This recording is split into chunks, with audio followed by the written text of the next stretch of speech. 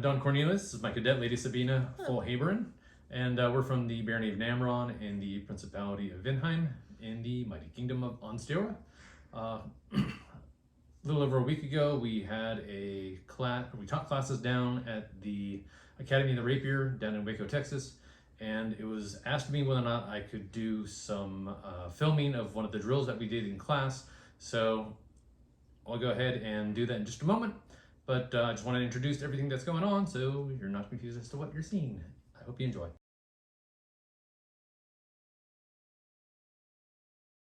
Now in Capivera's plates, they actually start out of engagement.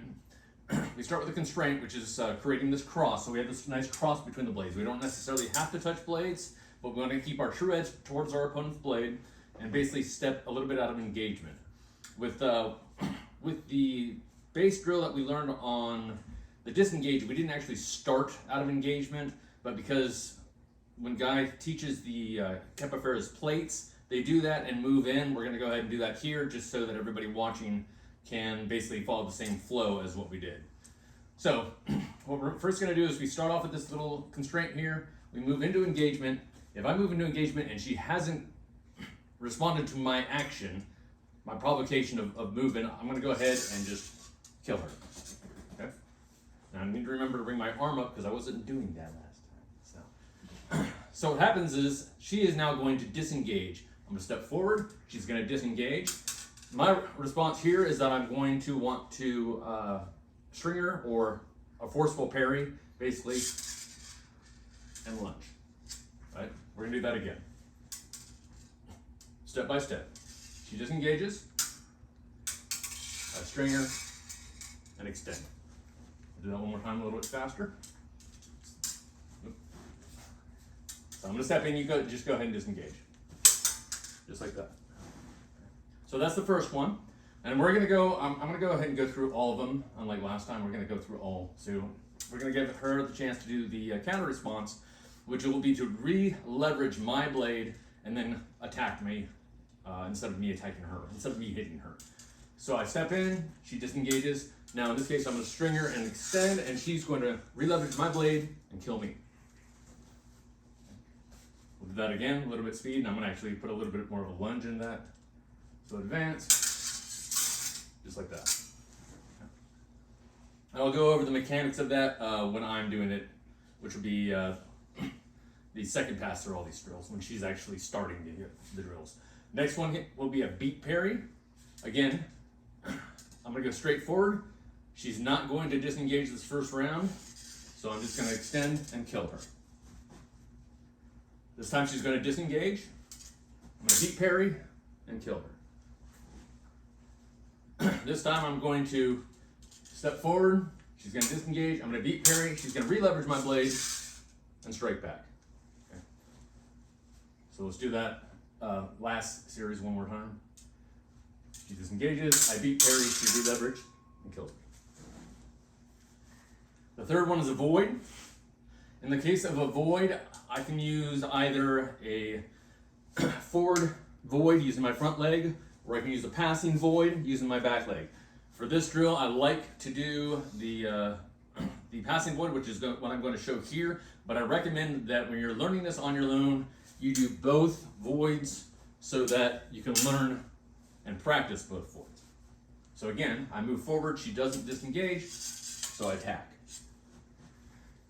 On this one, I step forward, she disengages, I void with a step to the outside, and strike with my blade. We'll do that one more time. Step forward, she disengages, I step to the outside and attack. And I'm creating this nice cross here with the blade and keeping my hand here, so if she disengages, ideally I catch that. It's a little bit harder to do with a hand, especially since she has such a short blade. If she had a longer blade, it would have been more where my hand was. I had to get closer in this case. So, and then we're going to go ahead and do it with a counter. In this case, given where she's at, her best counter will probably be to be a volte as a counter void. So I step forward, she disengages, I step out, and she voltes. Right. What's that? That was a bad volte. That's okay. We're going to do it again. So I step forward, I step out, and she voltees. Now, I know not everybody who took my class was in her class. Most of you were, but not everybody was. In the case of a volte, I want to go ahead and explain how that works in a little bit in slow motion. So again, I'm going to step forward, she's going to disengage, I'm going to step out. Now what she's going to do is she's going to rotate her body away from me 90 degrees and extend her blade towards me. She's leveraging power on my blade, pushing it aside, moving her body completely out of the way, and hitting me with the blade in the process. Last one we're going to do is a counter disengage, followed by a counter disengage. So I step forward, she does nothing, I attack. This time, I step forward, she disengages, I disengage again, and attack on the opposite side.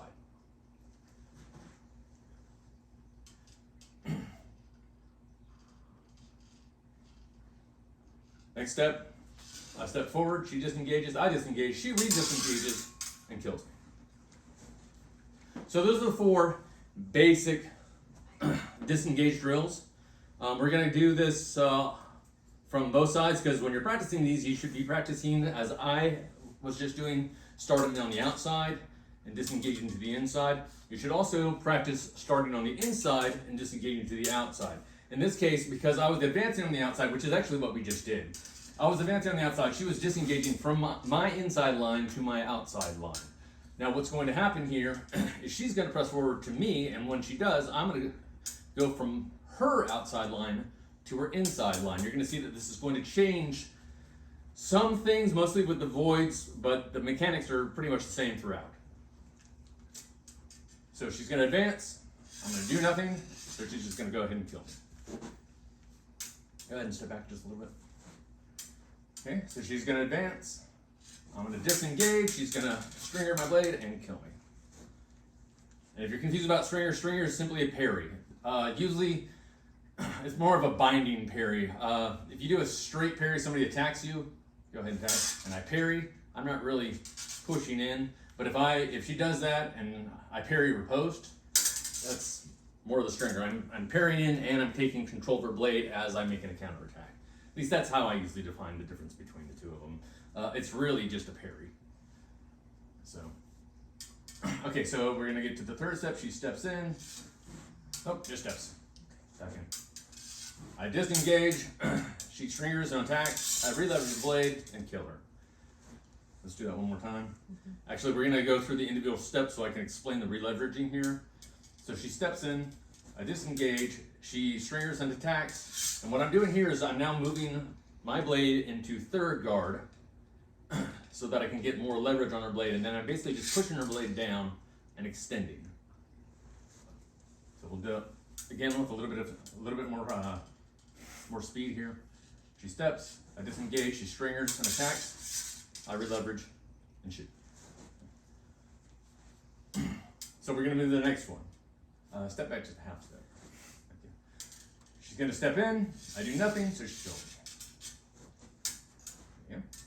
She moves in, I disengage, she beat parries and kills me. We'll do it a third time. What I'm going to do, she's going to step in, disengage, she beat parries. I have the same counter with the re-leveraging and extend. So one more time, we'll do that one more time. She steps forward, I disengage, she beat parries, I re-leverage and extend. In this case, she actually has to get really close to me because she's using a shorter blade. I'm using a longer blade. When you're practicing this, it's important primarily at this point just to worry about the actual mechanics of what you're doing. When you when you have the mechanics down and you're actually able to practice this with a partner more regularly, then you can worry about difference in blade lengths, how far you need to start away from each other, how far you should initiate the attacks, and making adjustments as you need to. Like I said, she needs to come a little bit closer than I do because she has a much shorter blade. But in general, that shouldn't be an issue for what we're trying to learn right now. Just try to focus on the mechanics. So we're going to do a void this time. What's that? Oh, and try not to hit the kitty. Yeah, a little bit. There you go, kitty. Thank you. All right, so she's going to be, let's see. So she is going to be initiating the void this time. After I do a disengage, I'm going to end up on her inside line. She doesn't really want to volte. Volte is more of a response to my movement forward, but since I'm not moving forward, she will likely be doing a front step void to my outside line.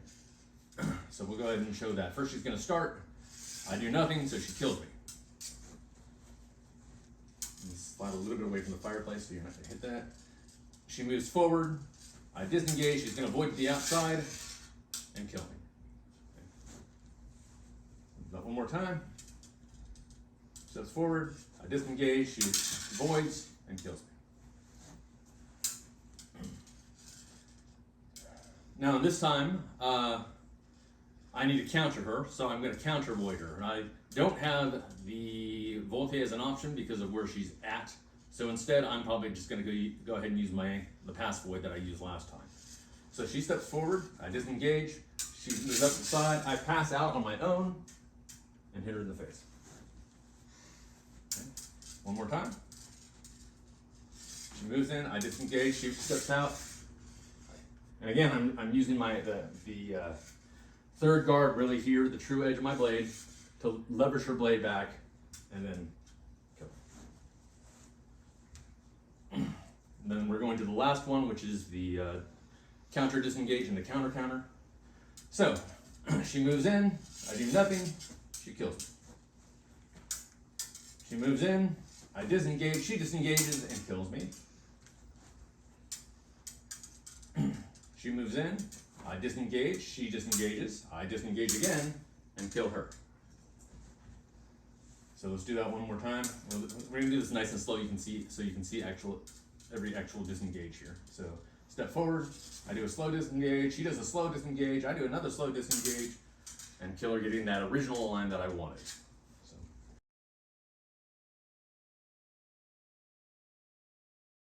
We are trying to go ahead and show you a different view of this so you can get a better idea of what's going on with the swords. In this case, I'm going to start off in the inside line. We're going to reverse what we're doing in the other filming of the drills. And what she's going to do is go ahead and start off with a disengage. And I'm going to string her blade and attack. Now she's going to counter that. So she's going to start off with a disengage. I'm going to string her blade. She's going to leverage my blade, and attack. Do that one more time. So she disengages, string her attack, she re-leverages and attacks. Next one is the beat parry. So she disengages, I beat parry and attack, ideally with my hand out here to protect myself. Again, she's going to disengage. I'm going to beat parry and try to attack, and she's going to leverage my blade and counter. What's up, kitty? So the third one, I'm going to void. So she's going to disengage. I'm going to void to my outside and extend. Keep my body here. Like I said, get my hand up here. Do that again. She disengages. I void to the outside, extend my blade, and kill her. This time, she is going to counter with a pass. So she disengages, I step outside the void, and then she's going to pass and kill me. And then the last one are the disengages and the counter disengage, counter counter. So she's going to disengage, I'm going to disengage and attack on my original line. So she's starting on the outside, she goes my inside, I go back to the inside and attack on the original line. And this time she's going to disengage. I'm going to counter-engage, but she's going to disengage again. And I'm going to do a really good job of defending myself by hitting her quillion. That's a once-in-a-lifetime practice. So we're going to try that again. She's going to disengage. I'm going to disengage. She's going to disengage again and kill me, just like that. Okay. Now it's going to be her turn. I don't know if we should switch sides. We'll just go ahead and show it from this angle. Okay, so she, again, is going to, in this case, be starting from the outside. So what I'm going to do first is disengage her outside. She's going to stringer my blade and attack. Again, I'm gonna start from the outside. She's gonna string her, my blade, attack. I'm gonna re-leverage her blade and kill her. Do that one more time. So I disengage, she stringers me, I re-leverage and attack. Next one is the beat parry. So I disengage, she beat parries me and attacks. Now, I'm going to disengage, she's going to beat parry me, I'm going to string her, not string her, but I'm going to, well, basically a stringer. I'm going to re-leverage her blade and counterattack. So we'll do that one more time. And yes, that actually is technically a stringer because I am closing that line with basically a guard 3 parry. So, third position parry. So I disengage, she beats me, and I counterattack. This time she's going to pass. So I disengage, she passes, and kills me. I gotta remember what to do here. Oh, well, she's passing, so I'm gonna volte. That makes it easy. So I'm here, I disengage, she passes, I volte. Do that again with a little bit better spin on my front leg. It's a little bit hard to spin on carpet. So I disengage, she passes, and I volte. One more time. We're here, I disengage, volte. Last one is the disengages. I'm going to start on our inside line. So I disengage, she disengages and attacks. And then I disengage, she disengages, I disengage again and attack. And we're going to make that nice and tight this time since I did a big disengage. So I disengage, she disengages, I disengage again and attack. And that's basically a little bit more of a, hopefully a better view of what's actually happening blade-wise, so you can get a better idea of what you need to be doing while you're practicing this.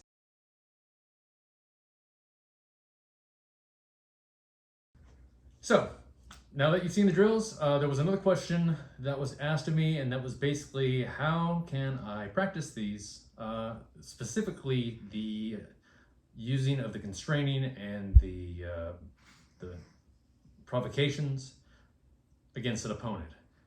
Obviously, the drills can only take you so far. It's good for developing the conscious mind, but it doesn't really work when you're, it's a different story between actually doing a drill and doing them during the heat of combat. So what I would say is that rather than going to a practice, one of your local practices, with the idea that you have to win, treating your practice like a tournament, which is very common, but is not necessarily the best way to use those practices. Instead, when you're sparring somebody, focus on trying to constrain their blade. Focus on trying to provoke them.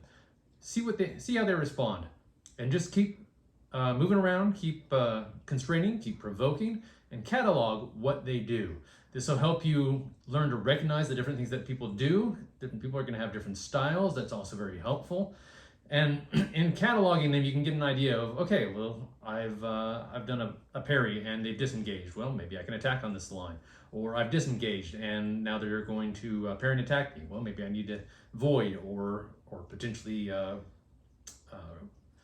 press down on the blade and regain the line and attack again. So use this time to go ahead and actually integrate the skills that you are learning in your drills into an actual live practice, a sparring practice, where you have somebody who's not necessarily going to react the same way that somebody would while you're drilling. And if you can, go ahead and try, if you have access to a camera, I recommend videotaping it. Have somebody else watching it, whether or not it's a personal teacher or just one of your fellow practitioners.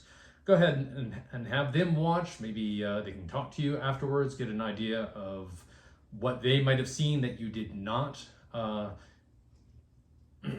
Communicate with them, communicate with an individual teacher if you have a one-on-one teacher, or just somebody who is a more practitioner or a more experienced practitioner than you are, and see what they see. You can show them the videos if you have videos. If not, just have them watch you live.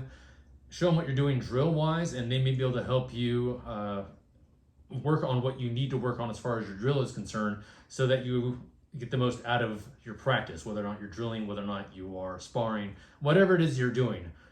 If you can commit to it, and if you especially can get feedback on it, it can only benefit you.